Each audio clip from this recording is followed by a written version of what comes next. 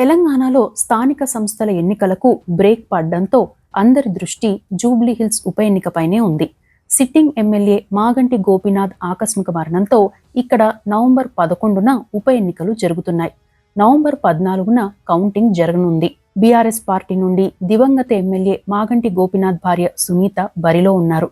Congress party నుండి నవీన్ యాదవ్ బరిలో ఉన్నారు. బీజేపీ పార్టీ ఇంకా అభ్యర్థిని ప్రకటించాల్సి ఉంది. అయితే జూబ్లీహిల్స్ ఉప ఎన్నికల్లో గెలుపోటములు అధికారాన్ని ప్రభావితం చేయలేవు.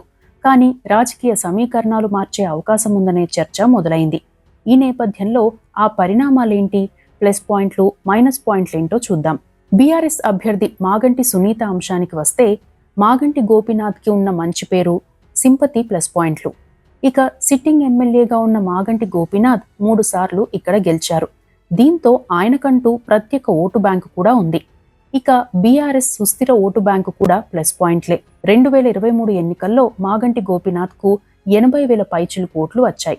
కాంగ్రెస్ అభ్యర్థి అజారుద్దీన్కి 64,000 ఓట్లు, బీజేపీకి 25,000 ఓట్లు వచ్చాయి.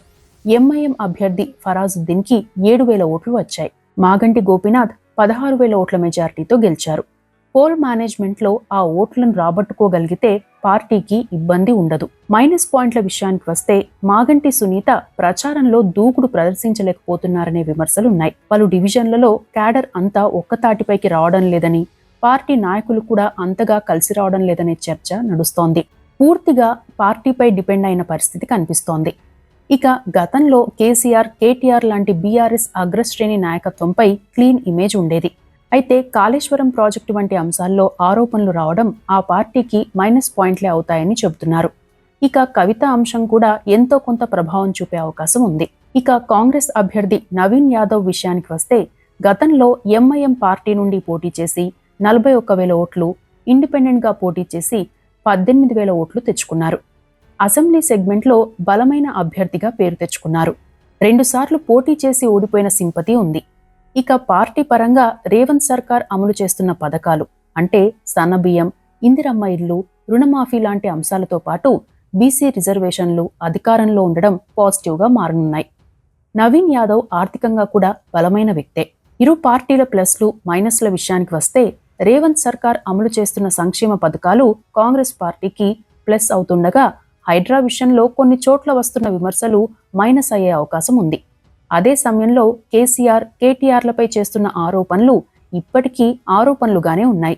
దీంతో బీఆర్ఎస్ పై సింపతి వచ్చే అవకాశం కూడా ఉంది. అదే సమయంలో ఎంఐఎం పార్టీ, టీడీపీల వైఖరి కూడా ప్రభావం చూపుతుంది. బీజేపీ బలమైన అభ్యర్థిని ప్రకటిస్తే ఓట్లు భారీగా చీలనున్నాయి. ఇక మైనార్టీ ఓటర్లు కూడా ఇక్కడ కీలకంగా ఉన్నారు.